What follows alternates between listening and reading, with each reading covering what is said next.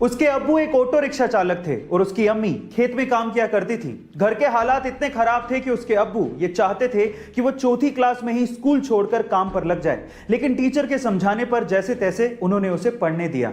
अब पढ़ने तो वो लगा, लेकिन जिंदगी इतनी आसान नहीं थी। अपनी पढ़ाई का खर्च उठाने के लिए उसे होटल में वेटर तक का काम करना पड़ा। एक बार उसके पिताजी से अपने ही हक के पैसों के लिए किसी अधिकारी ने रिश्वत मांग ली।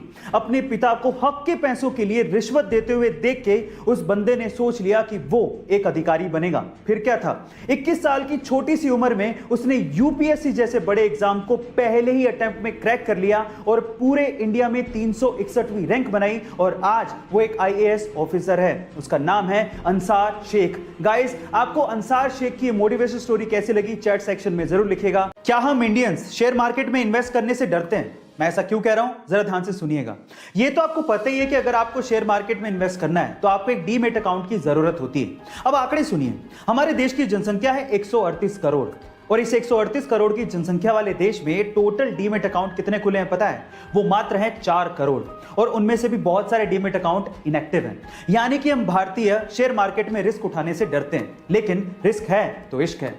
मैं आपको एग्जांपल देता हूं। राकेश झुनझुनवाला, जिन्हें हम इंडिया के वॉरेन बफेट भी कहते हैं, उन्होंने सन 1985 में मात्र 5,000 रुपए से शेयर मार्केट में इन्वेस्टमेंट शुरू की थी और आज उनकी टोटल नेट वर्थ 14,000 करोड़ रुपए है। गाइस, अगर आप भी इन्वेस्ट करना चाहते हैं तो डीमैट अकाउंट का लिंक डिस्क्रिप्शन बॉक्स में गिवन है। दुनिया के बहुत से देश तरक्की के चक्कर में यह भी भूल गए कि इस धरती पर सिर्फ इंसान नहीं रहते, इंसानों के अलावा और जीव भी रहते हैं। लेकिन सारे देश एक जैसे नहीं होते। जैसे कि सिंगापुर ने जरूर जंगलों के रास्ते सड़कें बनाई, लेकिन उन सड़कों पर ब्रिजेस भी बनाए ताकि जानवर आसानी से सड़कों को पार कर सकें।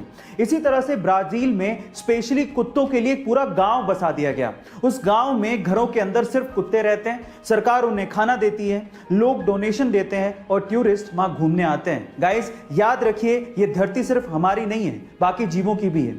धरती गोल, सूरज गोल, चंदा गोल।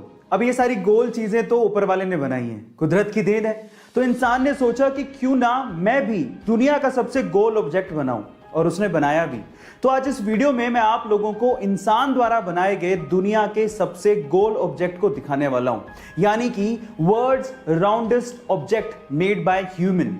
ये ऑब्जेक्ट जिस मटेरियल से बनाया गया है उसका नाम है सिलिकॉन। इनफैक्ट ये सिलिकॉन के एक आइसोटोप S28 से बनाया गया है। इसको बनाने में 1 मिलियन यूरोस की लागत आई और आज के वक्त इस ऑब्जेक्ट की कीमत 10 मिलियन यूरो से भी ज्यादा है। गाइस, आपको इंसान द्वारा बनाए गए इस वर्ल्ड्स राउंडेस्ट ऑब्जेक्ट के बारे में क्या कहना है चैट सेक्शन में जरूर लिखेगा। कंपनियां हमारे दिमाग से खेल के किस तरह से माल बेचती हैं, इसको एक एग्जांपल से समझते हैं। मान लीजिए कि आपको एक कोई टी शर्ट दिखाई दी जिसपे 1,000 रुपए लिखे हैं, तो शायद आप उसे ना लें, लेकिन अगर उसके 1,000 रुपए लिखने का तरीका बदल दें तो शायद आप उसे खरीद लेंगे। कैसे? अगर उस टी शर्ट पे 2,000 रुपए लिखें और उसे काट कर 50% डिस्काउंट का स्पेशल ऑफर दिखा के फिर उसे 1,000 रुपए में बेचेंगे तो शायद आपके खरीदने के चांसेस बढ़ जाएंगे। गाइस, आप इससे कितना इत्तेफाक रखते हैं चैट सेक्शन में जरूर लिखिएगा। ये बात है 1997 की, जब गूगल ये चाहता था कि उसका सर्च इंजन $2 मिलियन में याहू खरीद ले। डील बुरी नहीं थी, लेकिन याहू माना ही नहीं। फिर उसके बाद समय का चक्का घूमा।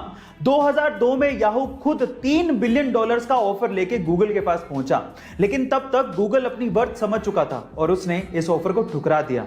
और आज रिजल्ट सबके सामने है। आज के समय गूगल $400 बिलियन के साथ दुनिया की सबसे वैल्यूएबल कंपनी है और याहू की वर्थ $5 बिलियन भी नहीं है। गाइस, इसीलिए कहा जाता है कि समय बहुत बलवान है, ये राजा को रंक और रंक को राजा बना देता है। आपको ये फैक्ट जान के कैसा लगा चैट सेक्शन में जरूर लिखेगा और ऐसे अमेजिंग वीडियोस के लिए शेयर, सब्सक्राइब एंड लाइक। मिलते हैं अगली वीडियो में।